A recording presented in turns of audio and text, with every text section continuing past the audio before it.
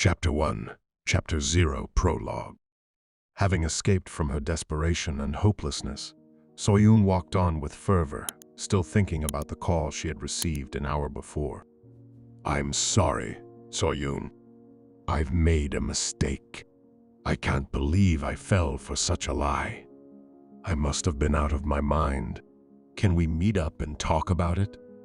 I'll figure out the school situation. Can we please talk face to face? I miss you, Soyun." Her boyfriend, Dong-yun, was handsome and upright, with a reputable upbringing. He was intelligent, and he was the only son of a wealthy family that owned several buildings in Gangnam. There was no way that such an eligible bachelor would be left alone.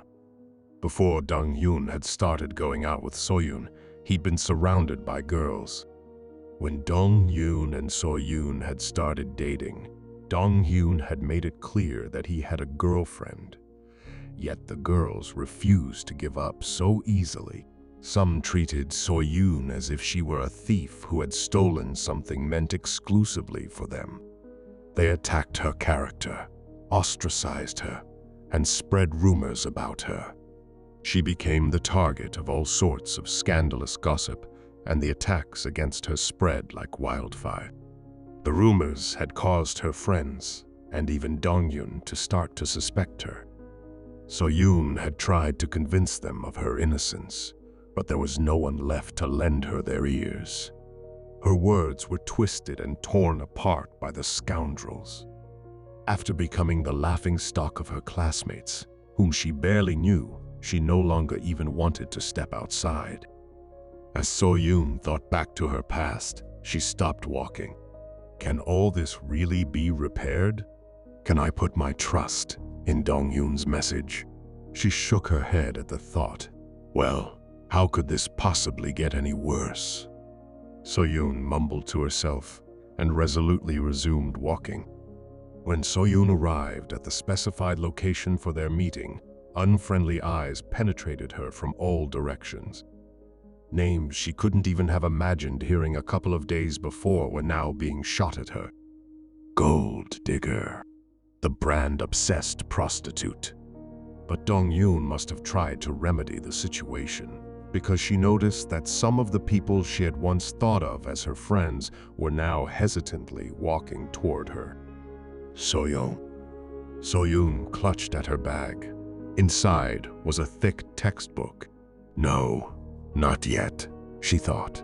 This was not the place to use this. Soyun ignored them and moved away from them. As she turned the corner, she heard a single word: die. Even in the shadows, the knife flashed bright silver as it descended upon her. The blade penetrated her stomach, then her chest, arm, and neck. A moment later, Soyun, lying in a pool of her own blood, looked up at the girl who had stabbed her. The same girl who had poisoned Dong-yun's ears stood above Soyun with Ga-yun. Soyun tried to whisper her name, but all that came out of her lips was the sound of escaping air. Die, you undeserving B-teach. If it weren't for you, Dong-hyun Appa would never have done this to me. Soyun could see the venom in Ga-yun's eyes. It was unbelievable. She clearly felt no remorse for what she had just done, acting like she was the victim, glaring at her with those vicious eyes. Ah! A piercing scream resounded. People were running this way, but not a single person tried to stop Ga-yun. Soyun suddenly realized how naive she had been to have kept quiet about Ga-yun, trusting that her friends would know better. The knife continued to penetrate her body, but Soyun could no longer feel the pain.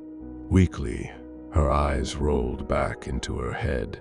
From her open bag, 2 books had fallen out. One had been meant for Ju Dong-young. She had intended to smack him over the head with it. The other was a library book she had borrowed on the last day she had gone to school.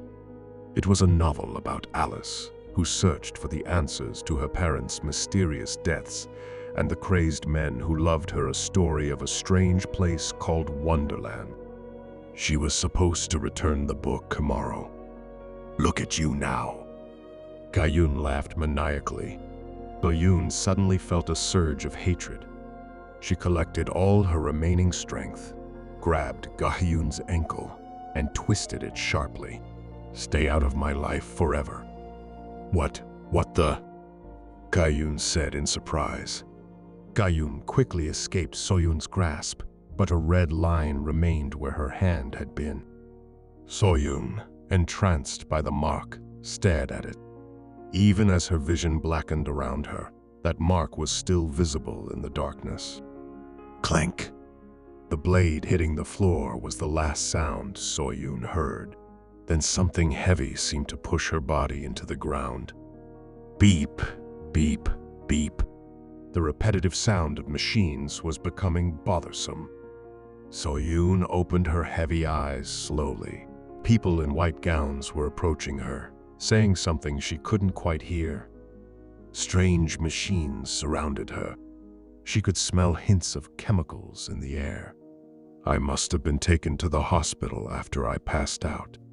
Relieved, Soyun closed her eyes again. I survived. What a relief.